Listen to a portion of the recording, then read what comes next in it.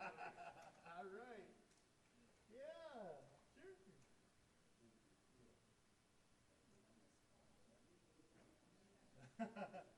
Hold that thing down.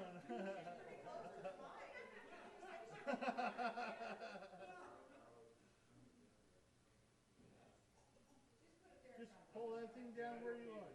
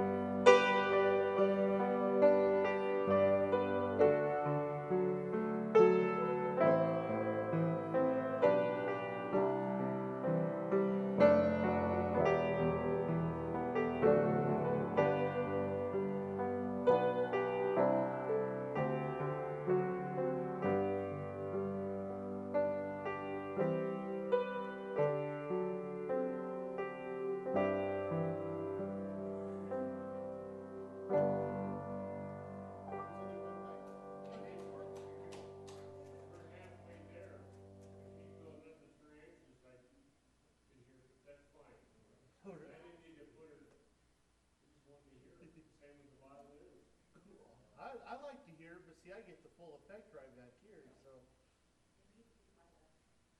Yeah.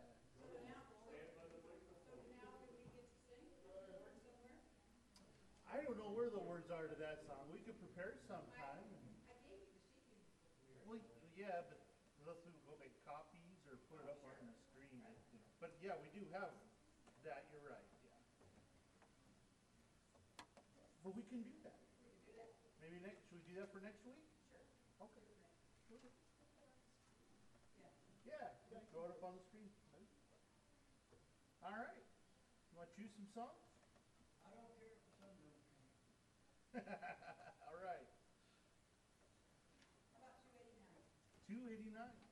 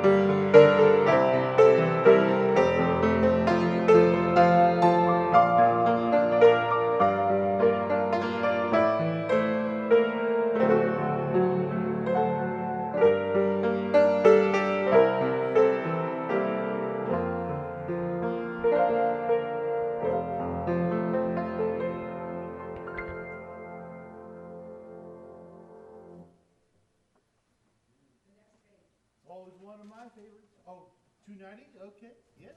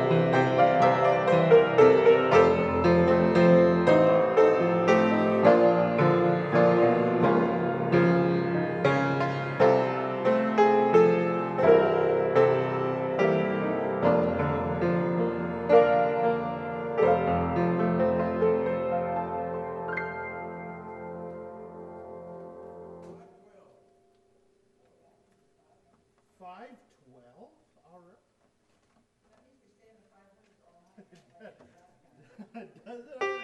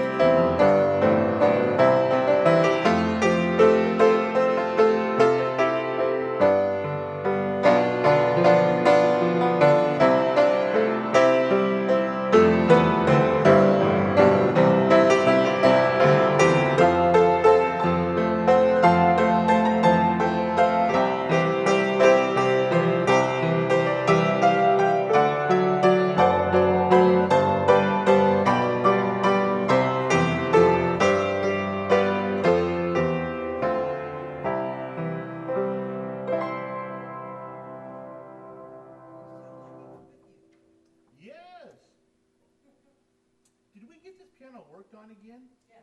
It's working much better. This Friday. Oh, okay. I didn't even know it, but I noticed that our sticky key is not sticking anymore. So. It was on cruise control. And it sounds better too. They might have done some tuning on it. But. Five what?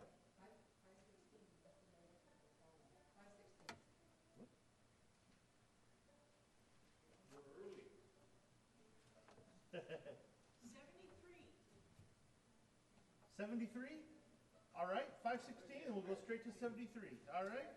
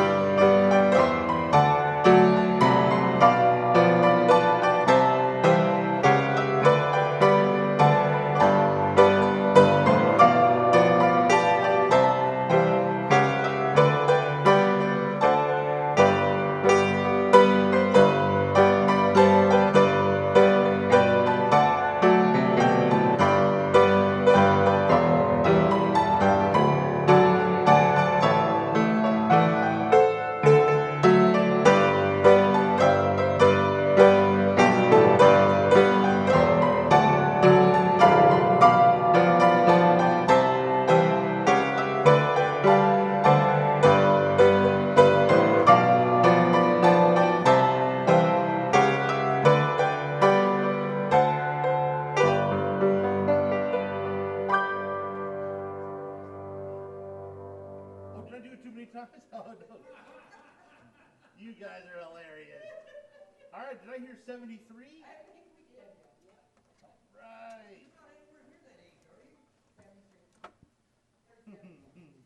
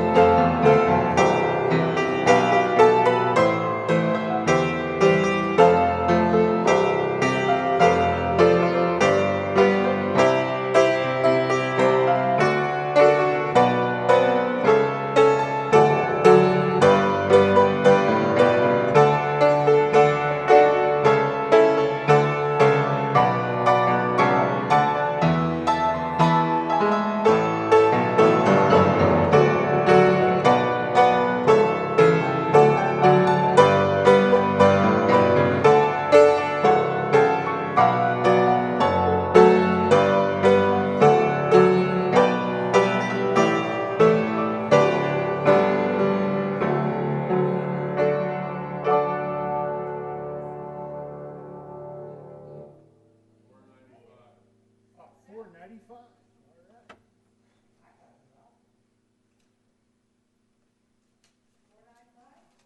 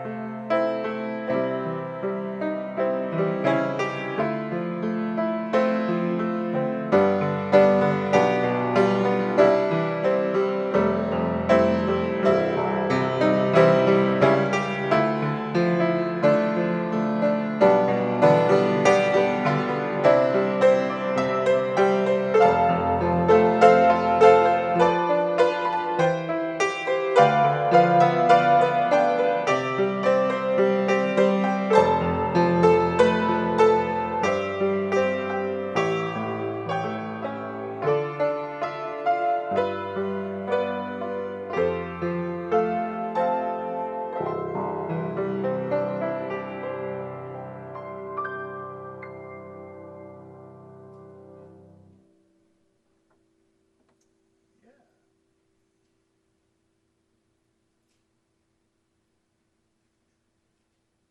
What, are y'all out? Oh, all right, 626. What is it? 626? And then I heard another number too. 625. 626 and 625. Oh, wow, okay.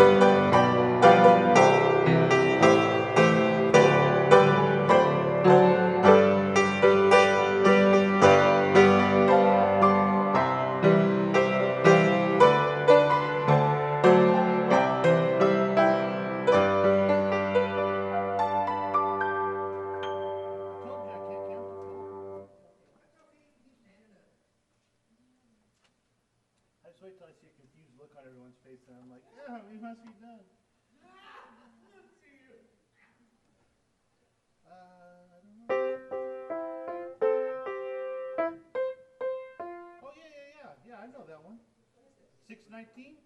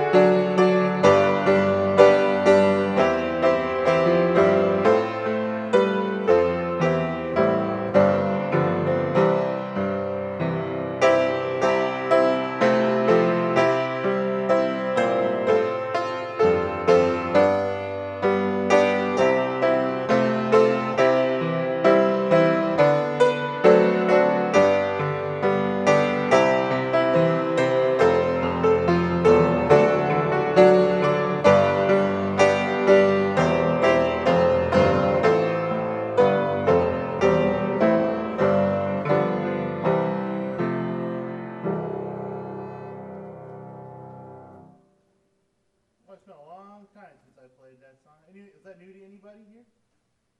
No? Everybody knew it? Right? No? Okay.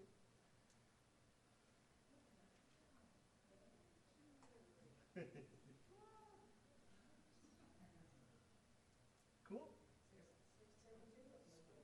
Man, yeah, 6:32.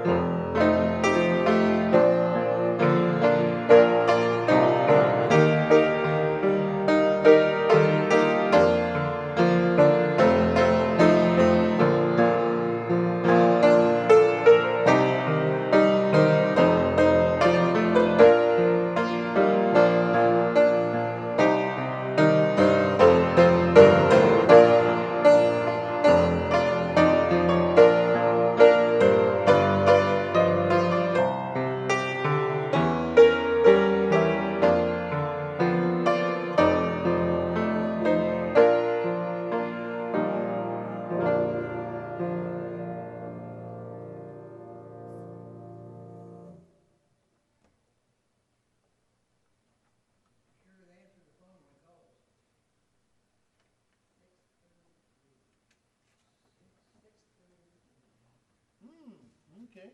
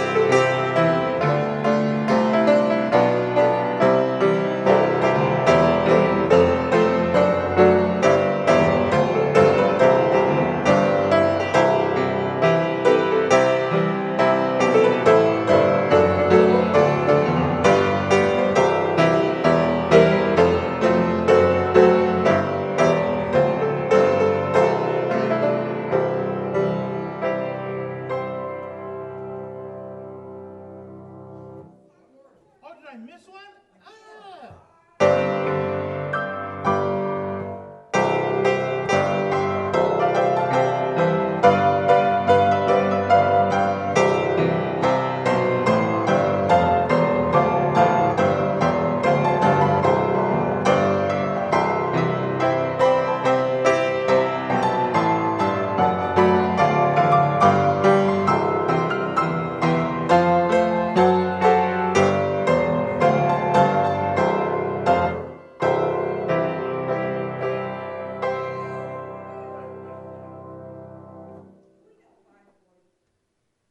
Do we know it?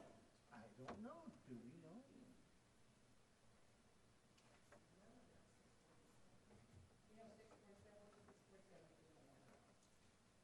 What? 6:47. Yeah. Okay. Well, here, I'll tell you what. Let me just play as 5:40 for a second and see if we know it. Then we'll do. Then let's do 6:47. Okay.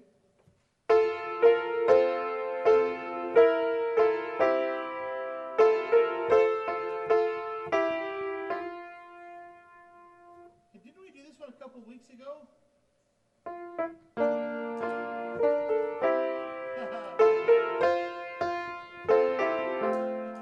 Okay, well, let's give it a try.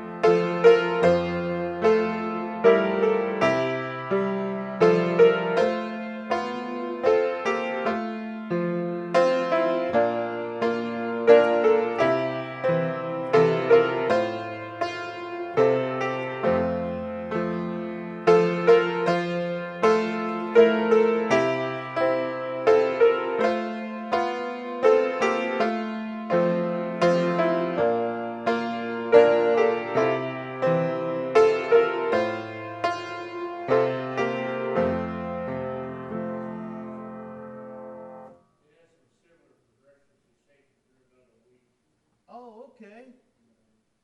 Yes.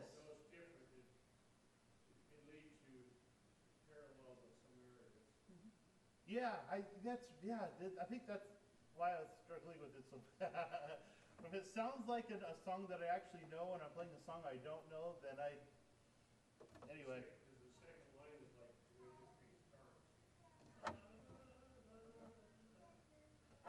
Yeah, it's a pretty song. I like it, but cool. Yes, you're right though. That's cool.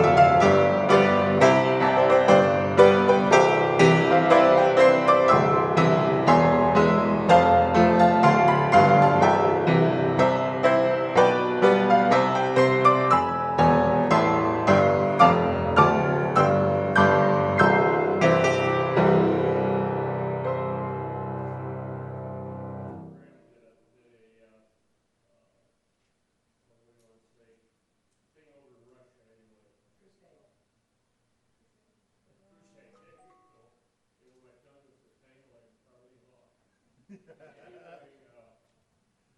they were there, the request was for the Russian Army chorus, and they did this with the Russian orchestra. Wow. I saw a rerun of that last night on Bill Gaither's stuff, and it was interesting. They did everything phonetically very well until on the last line they talked about the lilies Oh. instead of the lilies. Yeah, somebody hadn't coached them that way, but they did extremely well. Huh. But it was to me, because I've done this with groups, not only as a singer, and here these atheists were singing this music. Wow. And we know that they have outstanding musicians over in that. But I don't know how to tell anybody to find it. We might be able to get it on the computer. Yeah. We wouldn't get the same sound to it as it did. That'd be awesome though. And this is a plug. Not everybody here knows it, but there is a it's called Glory Star now. Used to be called Sky Angel. And on this Glory Star, there's about 8 or 9 Adventist programs. The Bachelor, all of that, and on a non-Adventist associate network, Bill Gaither does some of his programs and stuff. Wow. And this was a rerun with George Beverly Shea, and I can't remember the guy who used to lead the singing. I didn't know anything about it before. And anyway, I've gone on and on. No, that's cool It's though. fun. It's fun to be able to hear some of these things that other denominations do. Yes. Yeah, there's some good ones, isn't there? Of course, Mormons are on Loma Linda all the time. You ready for one? Yeah. $4.99.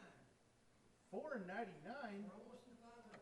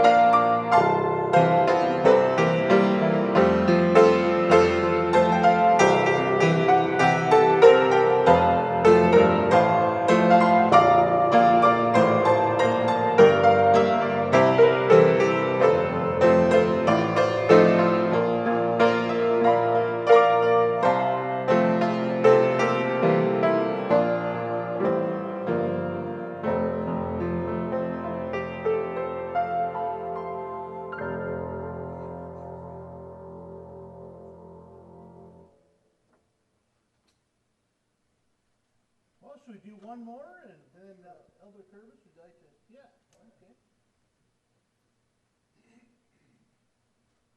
So we'll have one more for us. I'd like to have a good day of dying in the West, but I'm not singing, but I'm listening intently. Okay. Day is Dying, that's a good one too. What number is it? 51? We're staking all our family honor on that. Oh, okay, 51, all right. We win, I guess.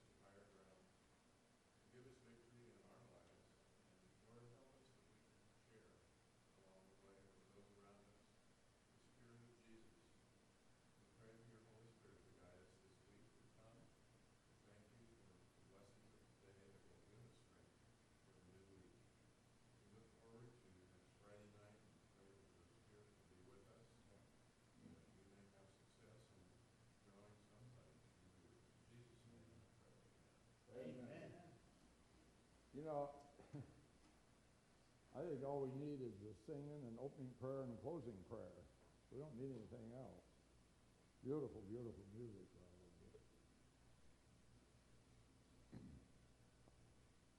This evening, I just have something I want to talk about a little bit. Actually, two parts to it. By the way, how many of you have seen this book? Hi, The Railway to the Moon. This is an amazing book, and if you can ever find it, get it and read it. I think it's out of print.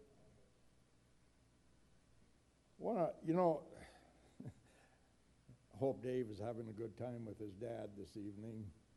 He's just a great guy to have here every Sabbath evening. He tells stories, not stories, but things that have happened we've heard about, but we're hearing it from real life from him. It's really neat. And children's stories, too, that he tells. The one I always liked best was not long ago. It was about the free dog. That was a good story. What I want to do this evening, talk about a couple different things. The first thing is about something that I read. I think it was in the Review and Herald. Did we have that about 15, 16 years ago?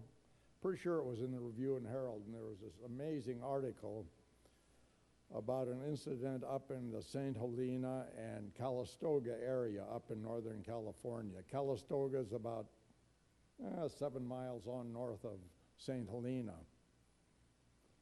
And St. Helena, and especially Calistoga, have a lot of hot springs and hot mud pots. And the people in the day took advantage of this and set up health resorts, health spas. And a lot of people came out there and soaked in these hot springs and the mud pots, made them feel pretty good. And one day, there was a gentleman came in there from Chicago on the railroad. And the railroad came into a little town just down the road the other way from,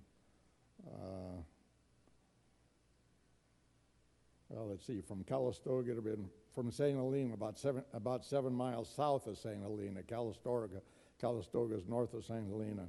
And he came in there on a railroad. This all took place in the late 1800s. Back to this article, I cut it out and I made copies of it, and I had it in a cubbyhole on my desk forever. And we had an amazing little girl that worked in the shipping department there. Her name was Amelia. And every once in a while she took upon herself to come in and clean my desk. And I actually did find things.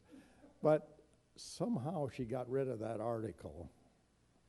I never had the heart to say anything to her about it because she was so kind and nice to do that for me. But back to the story there. One day a guy came in from Chicago. This is in the late 1800s. And a little railway station there in Rutherford. Excuse me. In fact, the railroad station is still there. And I think my son-in-law told me some company's using it for storing wine in there now. But from the outside, it looks, they say, a lot like it did back then. A little upkeep. This guy was from Chicago. And as I understand it, in Chicago, at that day, when you lived there in the winter, you lived in a cloud of coal smoke. And you could have about every respiratory problem there was wrong with you back then. And so they would come to places like this. There's another story about a guy who came from Chicago, but it has nothing to do with this. He came over to a place in Death Valley, and it ended up becoming very healthy by staying there one winter. And because of that, he built a mansion out there and all kinds of things. But anyway, this guy came into the railroad station there in Rutherford. And one of the young men that worked at one of the health spas in St. Helena was asked to go and pick him up. So he got on his wagon, horses, and they went down to Rutherford He picked up this guy down there, the Chicago man. By the way, Rutherford, the only thing that's there now, right across the road from the train station, is a restaurant called Rutherford Grill.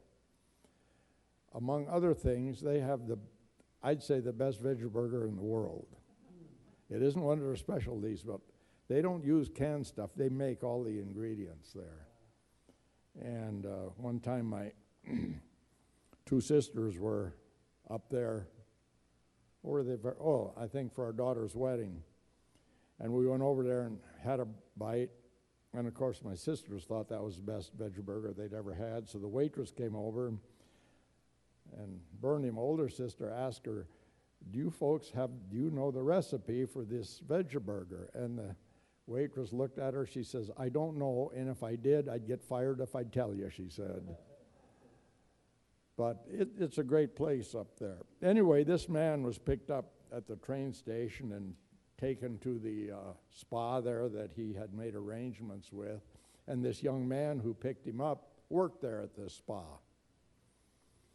And it was this Chicago gentleman was his baby to take care of while he was there. And within that first winter, this guy just became a different person, good food, good clean air, and just a healthy lifestyle that he had no idea of before. And as time went on and he was getting ready to go back to Chicago, he talked to this young man. He said, why don't you build yourself a spa here? You've done such a good job. And the guy's name was Will Kellogg, young man. And Will told this Chicago gentleman, he said, I don't have the money to finance a thing like that. So the Chicago man said, you find a good spot and I'll give you the money to build it. So Will took advantage of that and he started looking around for a good spot. And it ended up on the hillside, going up the hill toward where Pacific Union College is. He found an ideal spot. It had a natural spring. I don't think there was a hot spring, but a good natural spring, and that was one of the main things for a health spa, to have good water. So he picked that place out, took the Chicago gentleman up there. He thought that was pretty nice. So they bought the property right away and made plans to build a health spa up there. Well, Will Kellogg had a team of horses and wagon. In fact, that's the team and the wagon that he picked up the gentleman with at the train station. And they began hauling lumber up there to build this place. And they found out real soon this team was not strong enough to pull these heavy loads of lumber up that hill there. So Will heard of somebody told him about a couple over in Santa Rosa. That's directly over the hill from Calistoga. That somebody over there had a very large, healthy team of horses that could no doubt do this. So Will got on one of his horses and spent the day riding over there to take a look at these horses and see if he could make a deal. And he got there and was welcomed very nicely, and they made a deal. It was late in the evening, so the people that owned that team of horses invited him to stay there for the night so he could leave early in the morning and get a good start. So he did. He took advantage of that, and I don't blame him. And then when the couple found out why he wanted to buy that team of horses, they told him they would throw in the wagon that they had that they used with that team of horses, which was probably a lot sturdier than Will had. So he accepted that offer, and next morning they hitched up the team to this wagon, and he took off back for St. Helena with his horse tied up behind the wagon. He spent most of the day getting back there. And the amazing thing was here, they built that place in a very, very short time. I mean, apparently the Chicago guy, money was no problem for him. When he needed money, he just gave it to Will to build and to do what he needed to do. And that place,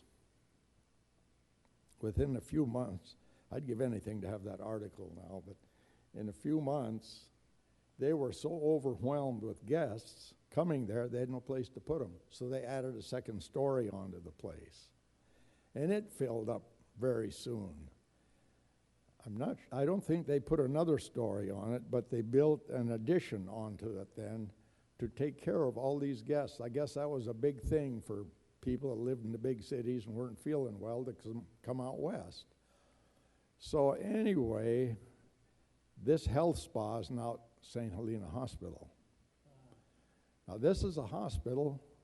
It wasn't too much trouble to get a hold of the way this was built, and then the conference took it over later, and this became the St. Helena Hospital. This thing sits on a hillside there that expensive hotels would give anything for the view that they have out of the waiting room there. We've been in there a couple times. One evening we were up there visiting our daughter, and Marilyn took a tumble on the sidewalk and cut her knee open, so we sat in that waiting room for a while, and it was amazing.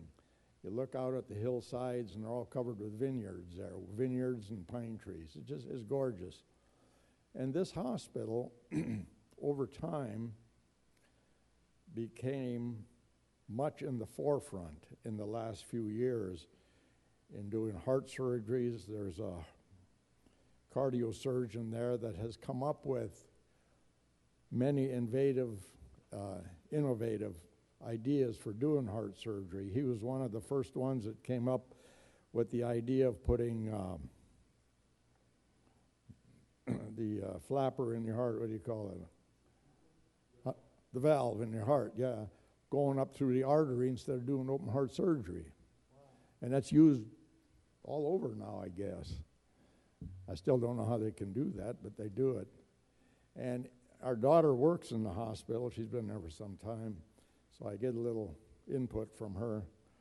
They have, because of this cardiologist there, they are in the forefront to where they have cardiosurgeons coming from university schools and hospitals around there, and they have a gallery there, and these guys come in there and sit and watch the surgeries that goes on in this little hospital.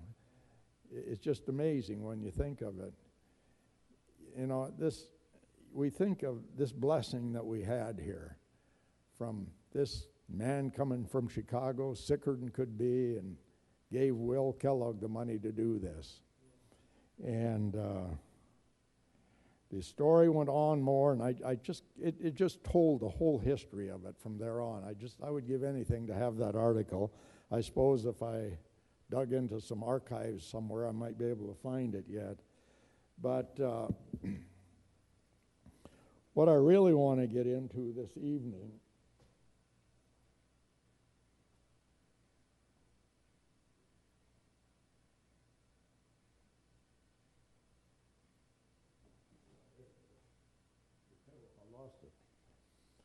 is the story in this book about the railway to the moon.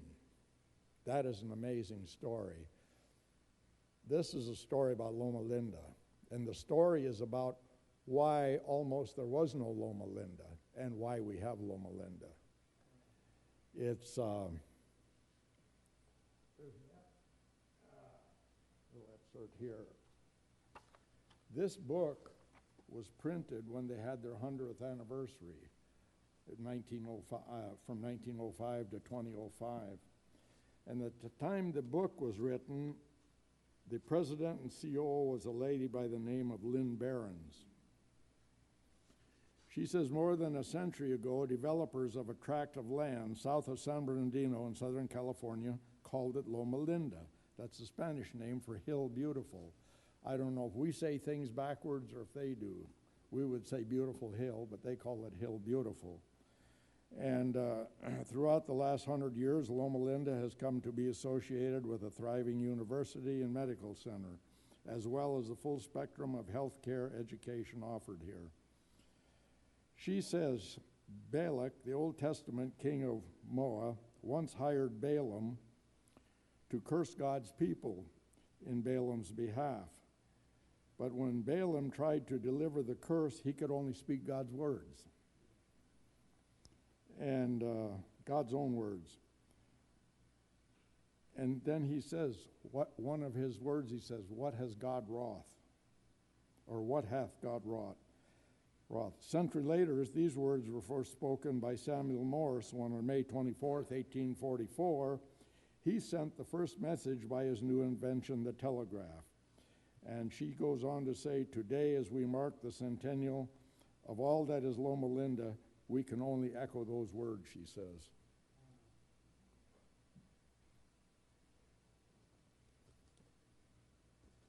You know, I don't know how many times you get up in the morning and open a box of Kellogg's Corn Flakes and have them.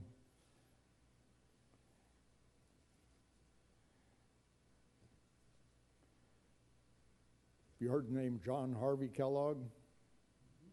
That's the brother of Will, the guy up there in St. Helena. Well, John Harvey was a physician, a doctor back in Michigan, and he was instrumental in building the Battle Creek Sanitarium, thank you.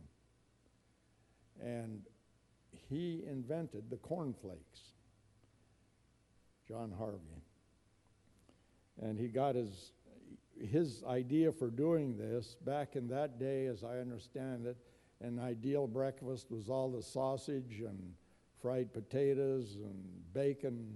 That was a good breakfast back then. And of course, Dr. Kellogg knew this wasn't the way to eat, so he invented the cornflake, which was a lot healthier breakfast, probably with some toast or whatever else. But he got his brother Will involved in it. And actually, they got to feuding, the two brothers. So Will went his way and took over the cornflake, the cereal business. And of course, that upset Dr. Kellogg. I think Dr. Kellogg went around with a chip on his shoulder a lot when you read about him. And so he wasn't real happy about this.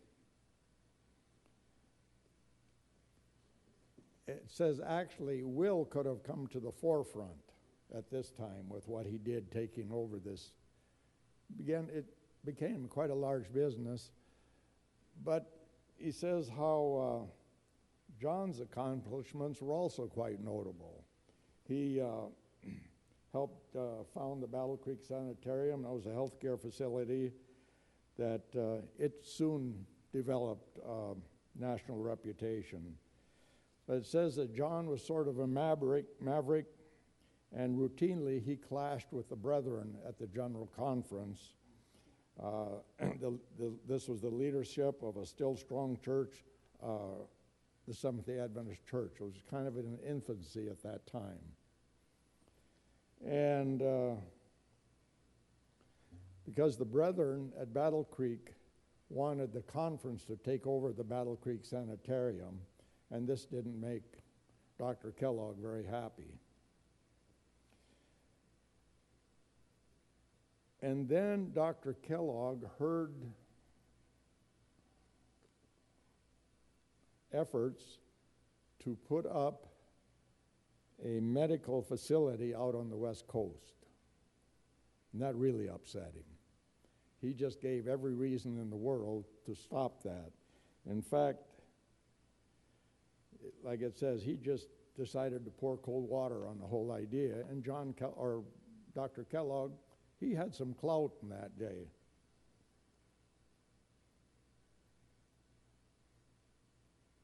And then it says, even as the college graduated its first school of medicine class in 1914, he wrote a personal letter to a physician friend of his, and he said, that place has as much chance of making it as we would have of building a railway to the moon.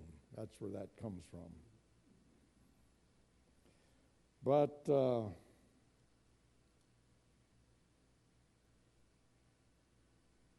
he felt that the professionals would not tolerate a medical school that was not accredited by some big university or by the government. He just felt it would never be able to make it being run by a Christian organization. A few years later, he went on, he just became more and more pessimistic about the whole thing. But anyway, Then in 1887, there was a lot of railway access to this part of the country, over there in the San Bernardino area and Redlands. And what else we got there? San Bernardino and Riverside. In fact, it says that, I will go into that later. But because of the railroads, there was a lot of development going on right there in the Redlands area. And there was the developers, they called it the Mound City Ranch. They developed this place. See, there's a low mound there where Loma Linda is. And so they called it the Mound City Ranch.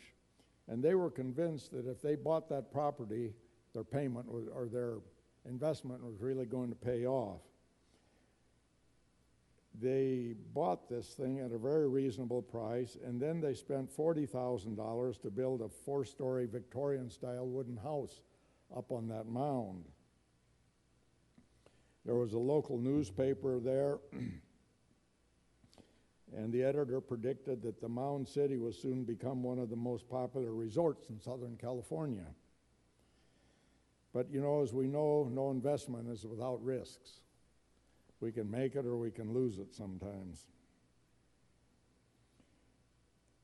And it says the Mound City's planners finally had they just finished the hotel when the building boom went bust. And part of it was because there was quite an intermittent drought there at that time. And then the Depression of 1893 came along, and they abandoned the place. By the turn of the century, it said the Mound City and its hotel stood vacant, and there was another group that came in, a group of, I think there were 80 physicians and 120 businessmen. They came in, they bought it for almost nothing from the previous owners, and they also liked this mound of land there, right in that area. And they decided to convert the hotel and its surroundings into a health resort. Back to that again.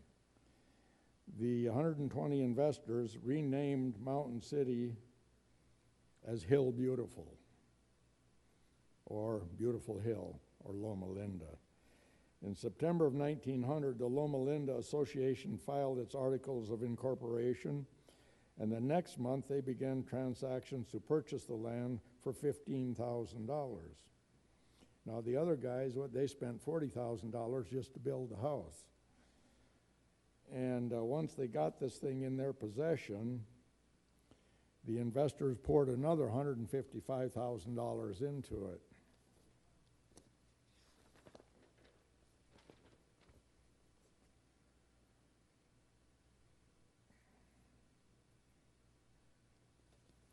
I think we're missing a page here.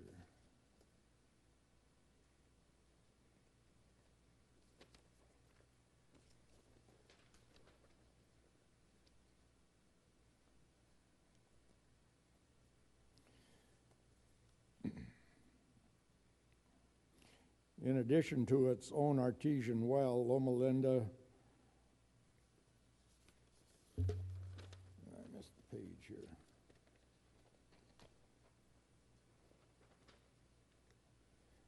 Anyway, when these guys had this, it went bust.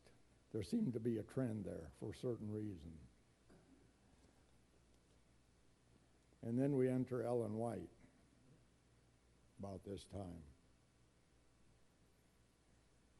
And she had a vision that somewhere she wanted another place in Southern California. And Southern California had previously bought land down by San Diego, and they built a hospital there. I'm trying to think of the name of that place down there. Paradise Valley, thank you, Paradise Valley Hospital. And they paid even though they got it fairly cheap, it was still a pretty good sum of money they paid for it. And then shortly after that, they bought a piece of land, a hotel in Glendale, California. It's right near LA, and they turned that into a sanitarium. But the problem was the Southern California Conference at that time had 1,400 members. Now they have that many in a couple of churches over there. But so they were running out of money. They were basically, the conference didn't know what to do. But in the meantime, Mrs. White is still pursuing this dream to have another facility in Southern California. She had a vision.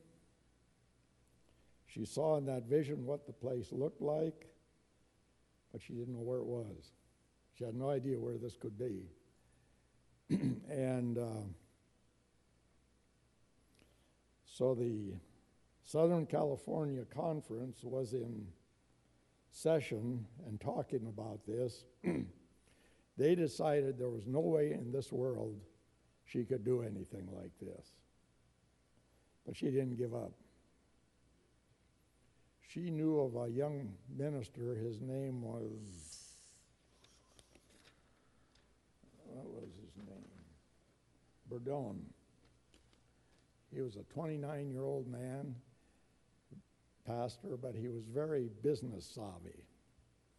And he admired Ellen White for her work and what she did and believed in her. And at the time, he was the financial officer up at the St. Helena Sanitarium. So he happened to be down in Southern California, and Mrs. White told him to go look for a spot. And he found a place, and it happened to be the place we've been talking about, sitting there vacant. Well, actually, they still hadn't sold it. The caretaker said they were going to sell it in another year. So Pastor Burdon passed this information on to Ellen White. Let me find the price. They were asking, first they want $110,000 for the place. Of course, that was a no-no. So they dropped it to $85,000.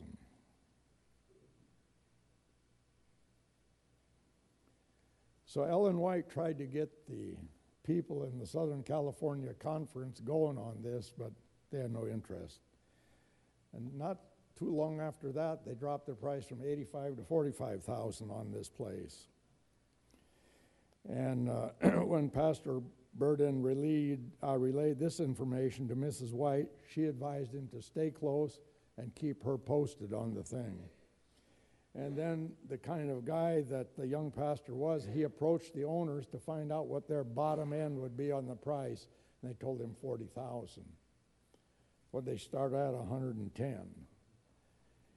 But there was one restriction. He only had a few days to make up his mind what they were going to do, and they needed a deposit on it to hold it. So he got in contact with Ellen White again, and she told him, however he gets the money, to put a hold on that property. And he told her perhaps she should discuss this with the brethren at the general conference. She told him, we don't have time to do that. So he couldn't find the money, so he took a personal loan out for $1,000 to hold that property. And then they were supposed to make two payments of $5,000 within a few months, and then the rest of it was mortgaged for 3 years, I think it was.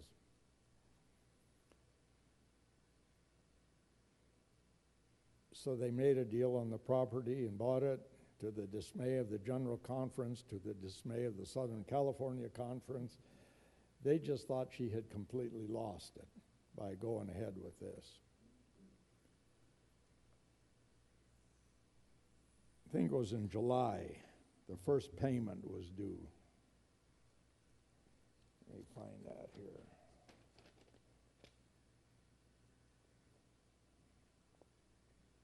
Oh, the second payment, actually. The first payment was the deposit. Then the second payment was due July 26th of 1905. It was for $5,000.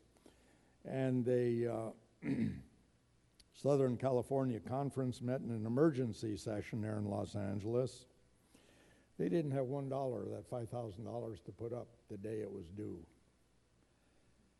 So they were in session, and of course they got a lot of pessimism going there too. Here we are, we need $5,000, we don't have $1 of it in this thing that we shouldn't be dealing with anyway.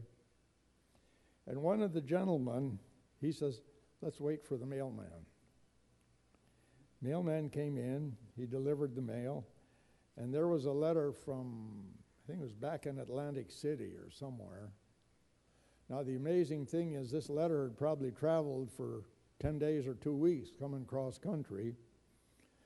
And they opened the letter, and there was a note in the letter. She said, I'm sending this money for you to use whatever your need might be. And it was a check for $5,000. Yeah. I mean, how much? You know, it can't get any better than that. And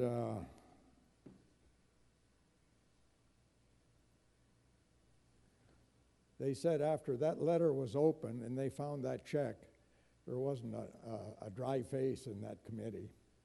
In fact, one of the men who protested this thought of buying Loma Linda worse than anybody else came over to Pastor Burden and apologized and said, God is in this. Anyway, they went ahead with it. And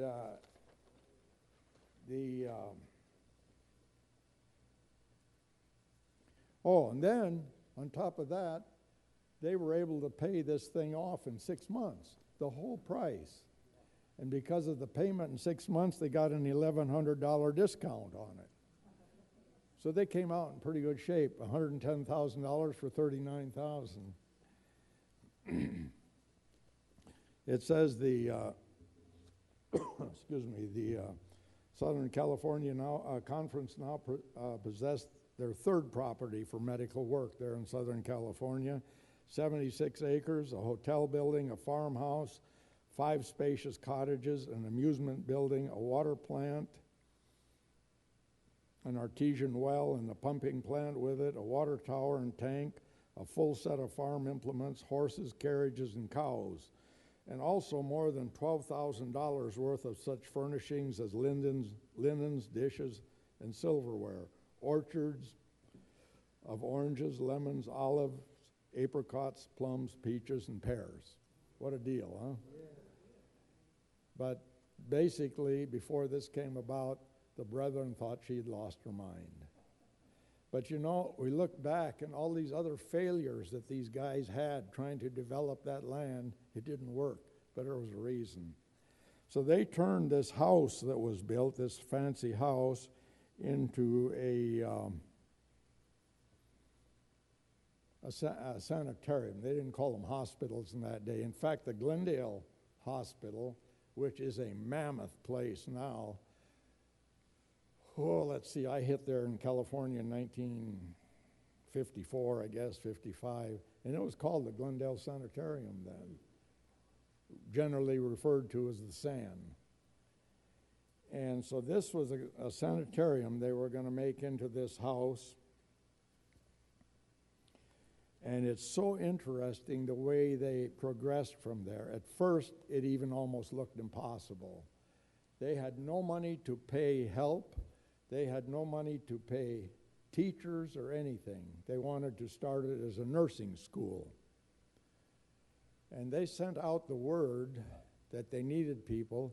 They couldn't pay for their transportation or anything. They had no idea when they'd pay them wages. And they got so many people volunteering, they didn't know what to do about it. And that went on like that.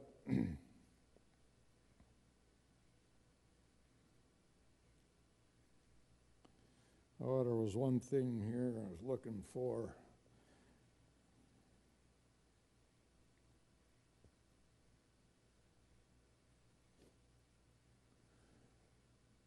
The faculty got together on the first day that they were supposed to have the nursing program, and they delayed it because they didn't have any students. It's amazing as this thing goes on and on like this. But in a few days, they got their first two students. One came from Chicago and the other came from Los Angeles. And then they got some patients in there that they needed badly for the sanitarium. It says each patient was charged $7.50 a week and $1.50 for a private room, $3 for board, and $3 for routine treatments. And several weeks later, a patient came in there and they charged her $3 to board her horse there at delivery. It's just amazing, these things that happen there.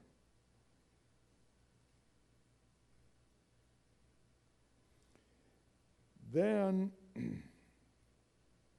there were some of the sanitarium employees, as they were called, began to realize these prices that were being charged and the number of patients that are in there isn't going to work.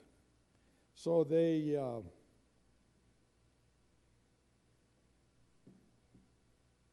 changed the revenue for a patient to $25 a week. And that included medical care, meals, treatment twice a day, and a room.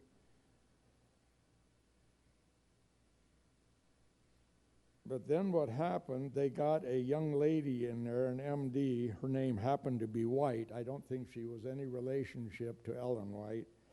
And she came in there and took over the nursing program. And this was in December, and they finally got their first students in then. But what happened, they didn't want to make the rates too high, but shortly there were so many patients coming in there. By September 20th, 1906,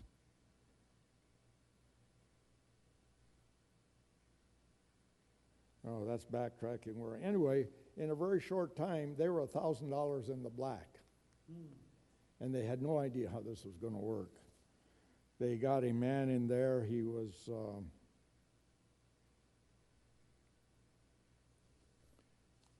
the principal up at Healdsburg College up in Northern California, and Ellen White brought him down there to take charge of the place, and she put Pastor John Berdoon in charge of the finances there at the new place. But it just it just kept, one miracle after another kept happening. And I don't think there's anyone who doesn't know about Loma Linda today. Yeah. It's this book, there's a couple pictures in here. There's the house that they transformed to that those guys built. Wow. And of course, there's what it looks like today. It's just amazing. Bob, when you're looking at that picture, that was when he was at school. That's right. Now, she just won't, this guy was black about 2 years. All right. Her daddy was a school of physical therapy. Yeah. Alan Walker, Oh, is that right? That's Mary's dad, right? Oh, brother. No, Mary's brother. Alan worked with Billy's father. Oh, I see. They made I don't know what, but they did a lot of demolition Yes. over North Denver Station. He has a lot of real nice stories. But that building was there when we moved there. Is that right? So we went to school. That's neat. It's just, what happened there, I didn't know it was that bad shape. I think I took a picture of it. You know, this area of Loma Linda, that was just citrus there. It was just basically back in this date here, the early 1900s. And that's what that area thrived on. But it says in here, these land developers began making huge amounts of money, not off of the farming, But it said in one day, a tract of land could double in price and sell twice over in that area. It was so hot, the real estate there of this farmland, because the railroads came in. And I was asking Marilyn today, her father and his brother, her uncle, came into San Bernardino on a freight train from Cleveland, was it? Yeah, they lived in Cleveland, and they decided to get out of there, and they hopped a freight and came in to San Bernardino. And Marilyn's dad, his name's Charles, he would tell us the first night they had no place to stay. They really didn't know anything about where they were, right there in Redlands. So he said the first night they walked way back into one of these orange citrus orchards, probably half a mile, and he said he ate more oranges at that night than he ate all his lifetime. And they slept out there in the orchard that night. Pardon?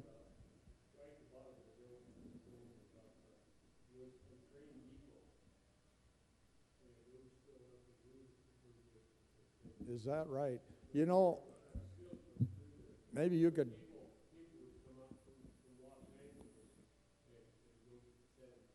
Oh, yeah. Would you know, Arlo, the church now, they call it the Hill Church. Is that on this mound that we're talking about?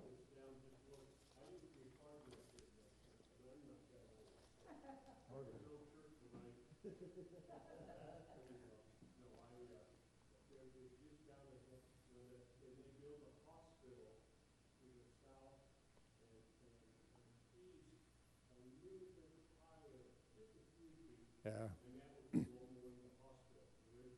Uh-huh.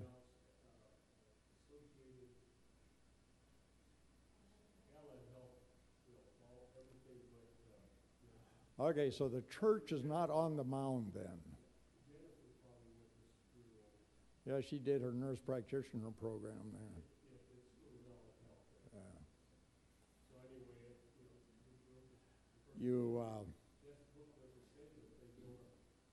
Well, this book goes on and on and on here.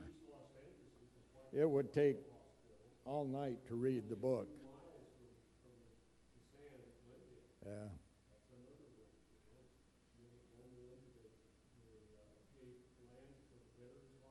Yeah, that's right.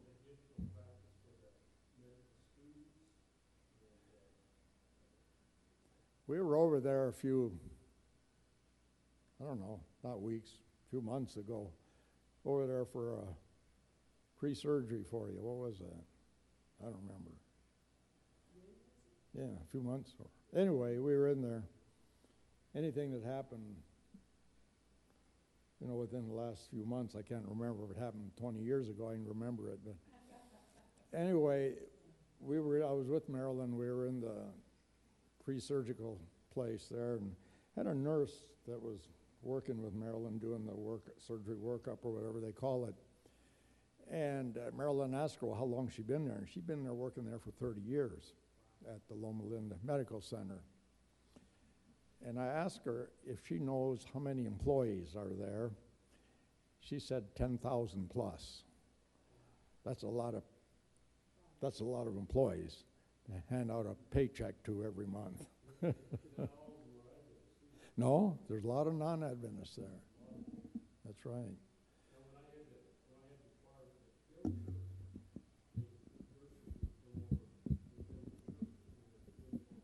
Is that right? Interesting.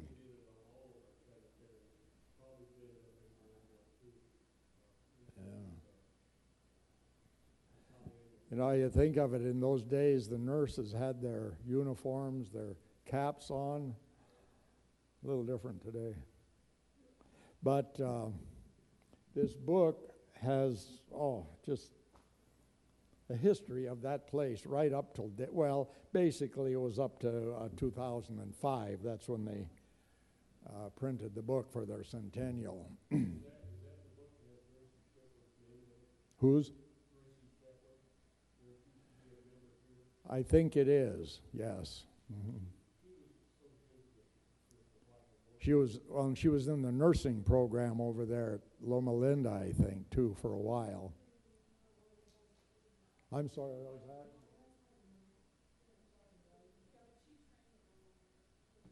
Oh, but yeah, she spent most of her days at the White Memorial. That's right. Yeah. There, oh yeah, they were best friends, weren't they? That's right. Yeah. There's a picture in here. I'm not going to hold it up, it'd be too hard to see, but remember what was his name that did all the heart surgeries on kids? Bailey? There's a picture in there of Dr. Bailey with all the kids that he did heart surgeries on. Just beautiful stuff. But you know, that place was actually on the verge of not existing with all the cold water that was poured on it by John Kellogg and others, but it made it because of one person.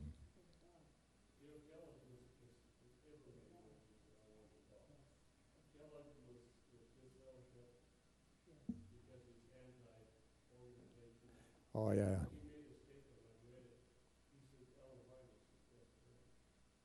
Is that right? Really?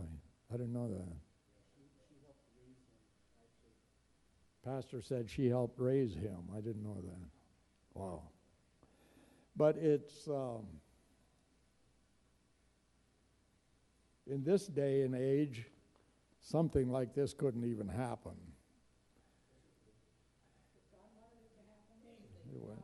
You know, I'll tell you, if any of you have not been to Loma Linda for the last year or so, you should take a drive over there and see the new hospital. Man, it is something. It dwarfs the old one there. Beautiful, beautiful thing. Oh, is that right? Man. But it just, this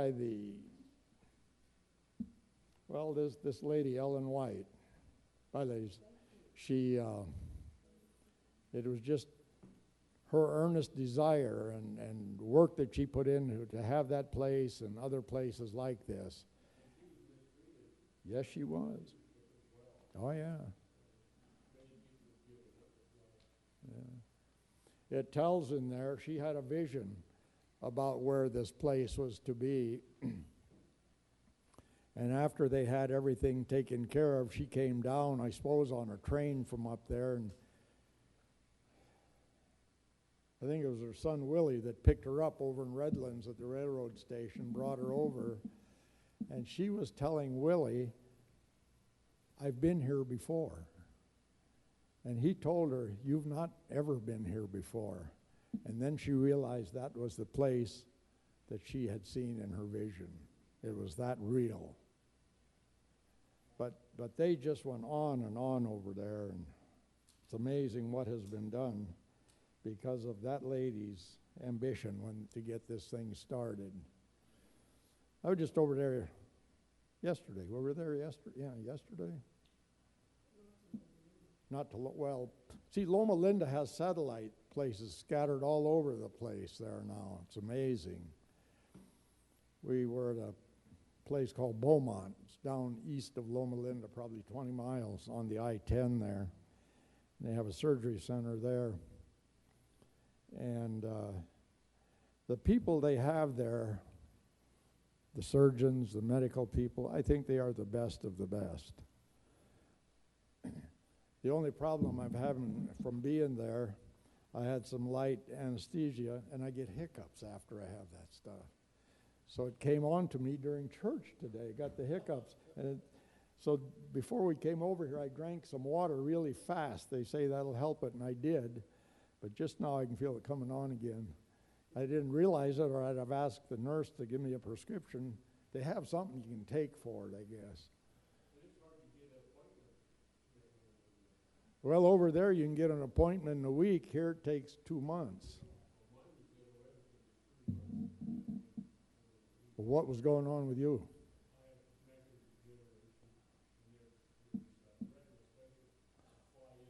Oh, is that right?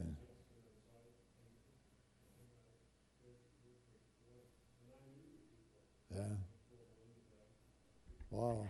Well, generally the case has been with us, we'll go here and, well, it'll be 2 weeks, 6 weeks, and over there I don't think it's ever been more than 10 days we had to wait for something. In fact, this lady who took care of me yesterday, we went over there a couple of weeks ago to have it looked at, and she looked me over. Her name is Dr. Sandy, and we thought that would be her first name, but it wasn't. That's her last name, Dr. Sandy. An amazing lady, young lady. She's African American. She's an ophthalmologist and a plastic surgeon. So she told me what needed to be done, and I said, well, that sounds good. And so we went over there yesterday, got there yesterday morning about 7:30. We left here at 4 o'clock, but we made it. And she spent a whole half hour on me. And they told me they were just going to give me very light sedation, and then she was going to do local deadening around the eye when she's ready to do it. And he said I was going to be wide awake and know everything that was going on. And I was telling Marilyn, they got me in there, and a guy was trying to insert an oxygen hose in my nose, you know, the two things they stuff up in your nose. And that's the last thing I remembered. Whatever happened after that, I don't know. But this lady, today, in fact, I was telling, last evening when we got home, I looked, the whole side of my face was black and blue, around up, all, it was just a mess, wicked looking thing. Most of it's gone today. And the amazing thing is, there's no soreness. And there are 12 stitches across in there on my eyelid. I don't know how they do this stuff. That's the way it is there. This lady is just an amazing lady, young lady. You know. Trouble is, in our age, we see these people, doctors, and a young lady like this, they look like they're not old enough to be a nurse, let alone an MD, you know. But they're there in this beautiful, beautiful place. But I advise you, if you can ever if you haven't been there, you've been there, Marie and Jim, seen it, haven't you? This new facility is just amazing. They say, see, the reason they had to build it was the old facility is not up to earthquake standards there. What a shame, because it is a beautiful facility the way it is. In fact, you get down in the basement, there are 2 layers of basement. It's like a whole city down in there. But they had to, I think I heard it cost $110 million for this new place. Yeah, yeah. Oh, yeah. Well, you know, they have a building over there.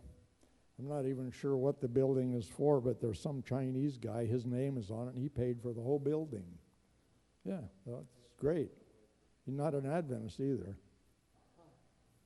But this new hospital, the thing they've built, they say it's going to take 2 more years just to finish the inside of the thing, you know, all the rooms and plumbing and wiring. And, oh, my.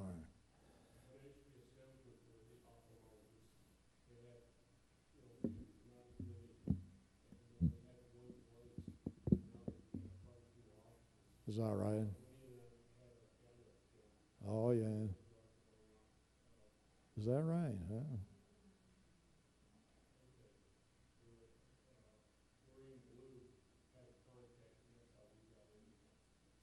Oh, is that right? You know, you mentioned the name Ballou. Back when Paul and Connie were here, I was talking about the Rutherford town, the Rutherford Grill, that neat restaurant.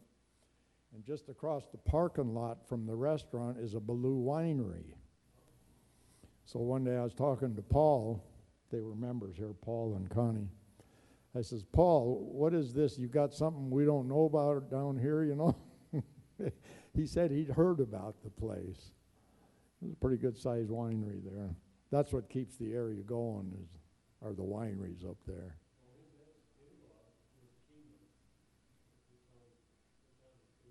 Oh, is that right? Really? Oh, man. But the St. Helena Hospital, in a big way, these days is supported by the wineries there. They pour a lot of money into that place. That's their place to go for whatever they need. So they pump a lot of money into that hospital. But it just, I read this book, probably not the very last pages, but it is just amazing how this came about, why it came about, and what Ellen White had to go through to promote this place even. You know, everybody was against her, but it worked. And I think we, as a congregation, can be very grateful for her and what she's done for the congregation right from her early, almost childhood. When was it she actually began to get involved, like 12 or 14 years old or something like that? My, oh my. 17, okay. Well, yeah, me too.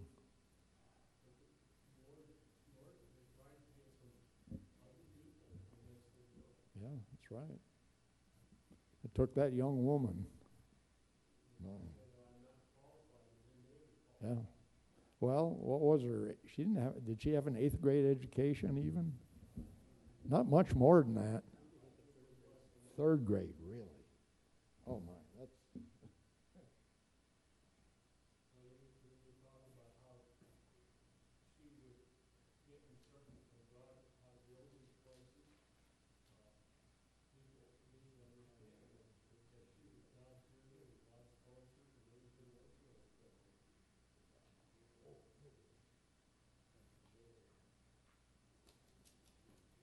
Put this up here. There he is with all his kid pictures that he did hard work. I'll set it up here. You can take a look at that. That is just such a neat picture. You know, he's the guy who put the baboon heart in the baby, wasn't he? When? 1984. Is that when it was? October of 1984. Yeah, I'm pretty sure it tells about it. Yeah, I just love that picture about the baby. I think he died just a few years ago. Amazing guy. But we can just, I'll tell you, be thankful to the Lord that we had a person who could do this for the church. Back we had the shop there in the LA area, and there was a man had a shop around the corner from us. His name was Dave Thomas. He was quite a guy.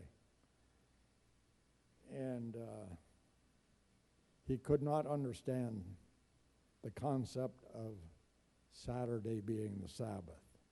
He belonged to a church there. It was no church, just that one church. And the more you paid the pastor every month, the higher you were up in the hierarchy of the church. And that's the way they functioned. And he could not understand the system that we have now. And he worked Monday through Saturday in his shop, took Sunday off because he had to go to church to put some money in the plate for the pastor.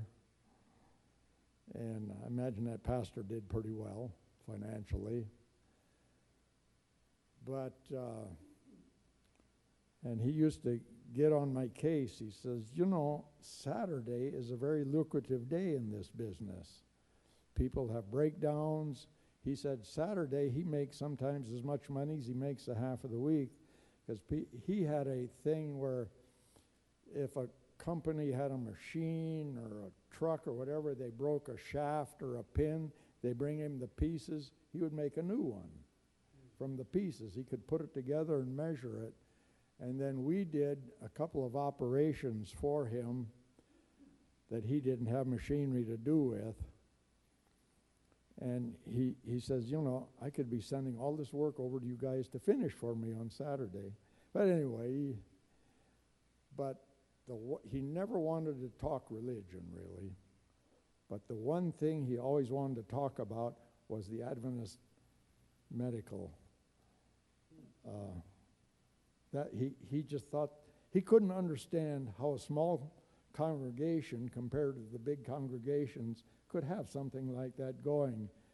And the Glendale Hospital was probably 12 miles down the road from us, and often he would take me down there just to have lunch there. He enjoyed having that weird food that they served there in the cafeteria. But no, it's quite a deal. In fact, when I got there to Glendale in 1954, the academy is just up the road from where the hospital is. I was in 12th grade then. I wanted to get a job. Seemed like a lot of the juniors and seniors worked at the SAM. So I went over there to see if I could get a job, and I figured out pretty soon the only way you get a job there if you knew somebody there or had a parent or somebody working there. So that never worked out. But I was lucky later on. I got a good job with a guy who lived close to the hospital. It was a real tough job. He had a greenhouse, and I went in there and tended his orchids. I never had such an easy job in all my life. And I got paid about twice as much as they were paying at the sand. So it worked. But anyway, pardon? Yeah, right.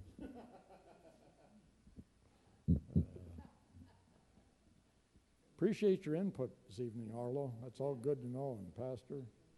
Yeah. But take a look at that picture of Dr. Bailey and all his patients. That's just beautiful, beautiful. The things that go on there. Let's have prayer. Father in heaven, we pause for a moment now as we close to thank you for this evening together.